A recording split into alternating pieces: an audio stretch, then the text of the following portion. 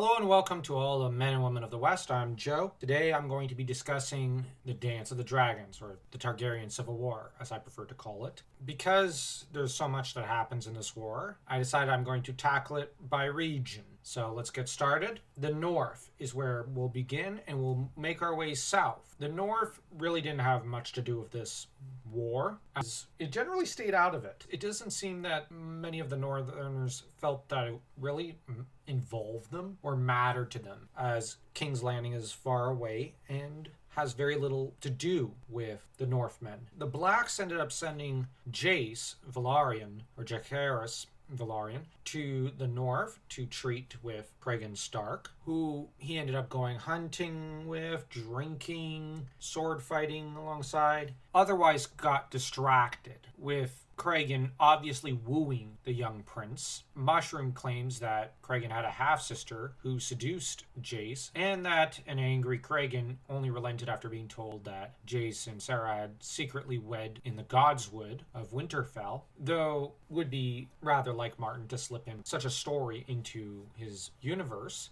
I honestly think Cregan probably directed his sister towards Jace, and that this was a means of purposely binding Jace to the Starks, along with the further agreement to marry Jace's eldest legitimate daughter to Rickon Stark. Cregan was playing politics, as none of his actions in the story of Blood and Fire actually invite me to believe there was the remotest semblance of decency or honor in Cregan. He was nothing like his descendants. That said, that doesn't mean I dislike the character. It's peculiar that people often interpret his actions as being out of generosity and goodness and heroism when he basically stays out of the war purposely. Rather than participate in the war, the late Lord Stark would send Roderick Dustin, Lord of Barrowton, down south. The man was to command 2,000 Northmen, likely drawn from his own lands and some of the neighboring ones, all of whom were very, very old, feared a long winter. They were nicknamed the Winter Wolves. And these Winter Wolves were to actually prove a pretty mighty legion in the war, achieving victories over the Greens in the Riverlands at various points. Apparently, 2/3 of the Winter Wolves were lost in the battle by the lakeshore against the Lannister spearmen, but it proved a decisive victory for the Blacks. They also ended up fighting in the Butcher's Ball, which they caused a lot of damage to the Greens there as well. They rode from a postern gate in the first Battle of Tumbleton and ended up doing a pretty good job there as well, before they ultimately fell due to betrayal. These Winter Wolves were the primary form of support that the Starks lent, which is to say they didn't lend any support in the war whatsoever. They generally stayed out of it and cleverly sent in only a skeleton crew, I guess you could say, into the war, an army that was already doomed and that actually outperformed all expectations placed before it. When the time came for Rhaenyra to flee from King's Landing after the storming of the Dragon Pit, she wrote to Stark. He basically assured her, okay,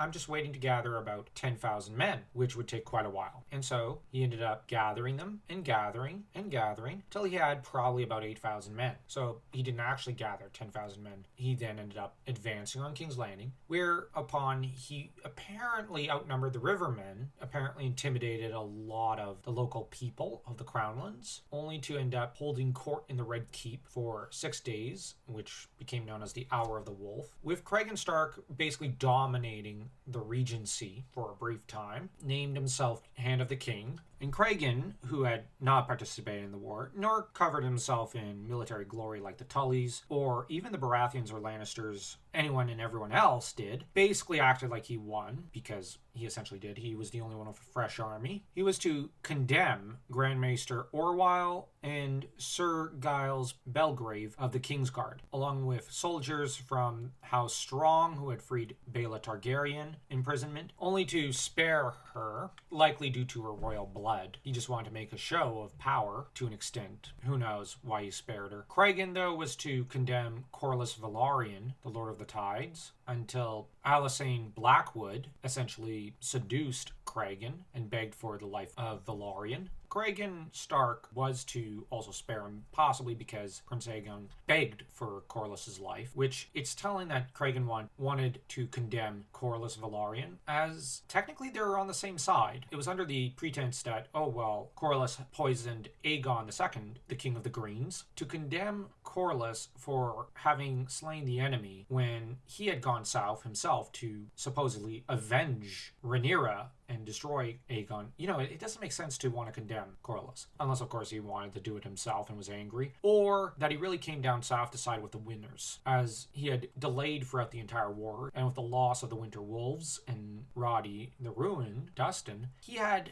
kind of made it so that he was kind of left with the opportunity to jump sides if he needed. The trouble was that, honestly, there was no real reason to condemn Corlys. It seems that Cregan Stark was not without some mercy, and was to spare a great many of the men. He persuaded them to join the Night's Watch, with only Giles and Larys Strong, Lord of Harrenhal, being condemned. Cregan was to resign his commission as Hand of the King the following day. Within a fortnight, Aegon the Younger was crowned King Aegon III, and Cregan had begun the journey back north, having declined an offer to serve in the regency of Aegon III, likely because he had made himself very, very unpopular in the south. He did kind of take power from the guys who were expecting to take power after the fall of the Greens. A lot of people like to argue that Cregan did care, but if he had cared, wouldn't he have stuck around to protect the kid? Obviously he didn't. It was politics. He had asserted the power of the North, formed alliances in the South through marriages during his time as the Hand and right before he left to return to the North, and he had basically solidified the position of the North's military power in people's minds. So overall, this was a valuable investment, and so staying out of the war and coming in to mop up the victors and generally cow the rest into submission was essentially the goal of Cregan Stark, or the late Cregan Stark, as I like to call him, because rather like Walder Frey, a century and a half later or so, he was to basically be late to every battle and never show up for the war. But the difference is Cregan obviously had more cunning to him and more strength, and ended up claiming leadership, with there being factions and continuous infighting in the years to come, as everybody competed for the top position